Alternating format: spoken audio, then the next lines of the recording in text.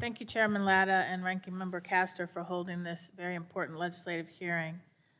We can't afford to turn away from energy efficiency at this critical moment.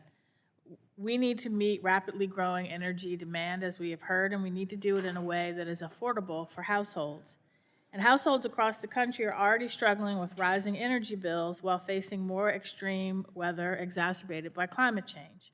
Whether that's increasingly severe storms, intense flooding, record heat waves, dangerous winter freezes. And that's why I'm grateful that we have included Ranking Member Tonko's Weatherization Enhancement and Readiness Act in our discussion today. This bill makes necessary investments to help more low-income families weatherize their homes by fixing structural, plumbing, roofing, and electrical issues. And programs like the Weatherization Assistance Program cut costs, improve energy efficiency, and make communities more resilient. And according to the Department of Energy itself, the program supports 8,500 jobs, provides weatherization services to approximately 32,000 homes every year, saving those homes on average $372 or more every year. And this is important because studies suggest that 35 to 60% of energy consumption in U.S. homes is wasted through air leaks, outdated systems, phantom load from devices in standby mode. And we can't meet our exploding energy demand if we continue to waste 35 to 60% of energy in our homes from things that are fixable.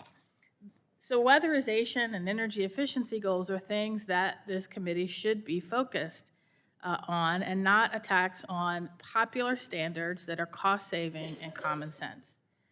Now, Mr. Novak, my office has learned that the team from the Department of Energy responsible for the Weatherization Assistance Program has lost nearly 70% of its staff since President Trump took office. And that now only 11 people manage 54 formula grants. And on top of that, the DOE is no longer allowing the remaining staff to travel, which makes it harder for them to oversee the program and ensure that funds go towards weatherizing homes. Mr. Novak, how are DOE staff supposed to effectively conduct their outreach and oversight of this program without leaving their desks? It's a very good question. One of the objectives of this administration, and it's something I came in, I wasn't involved in architecting it, but I am involved in obviously managing a team of lawyers now, is the idea of a lighter, more efficient, more nimble federal workforce. So I will tell you, even within my department, I'm managing a lot of demand with fewer lawyers, and we're doing that by, frankly, trying to figure out how to get the balance right in terms of the work that lawyers are doing, prioritizing the work, and putting, frankly, more human resource where there's more work being done and more emphasis on the policy priorities. The SCEP bill here, I note that the bill that's before this committee would increase the average cost per unit. That's something that reflects increases in labor costs, materials.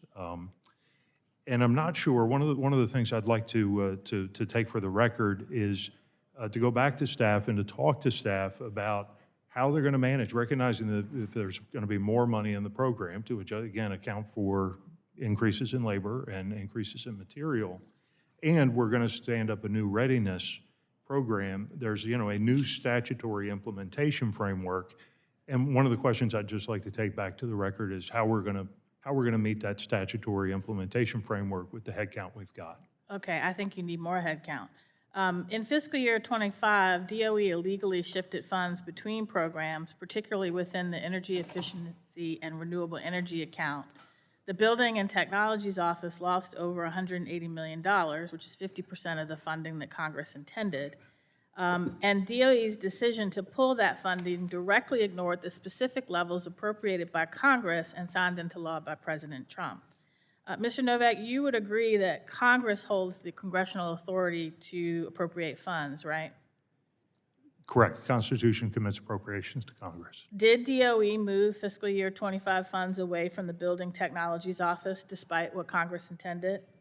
I'll have to take that question under for the record. I would appreciate that, because it is completely unacceptable for an agency to ignore the law and redirect congressionally mandated funding to support the Secretary's personal agenda And I think as general counsel, you would agree with that. I yield back.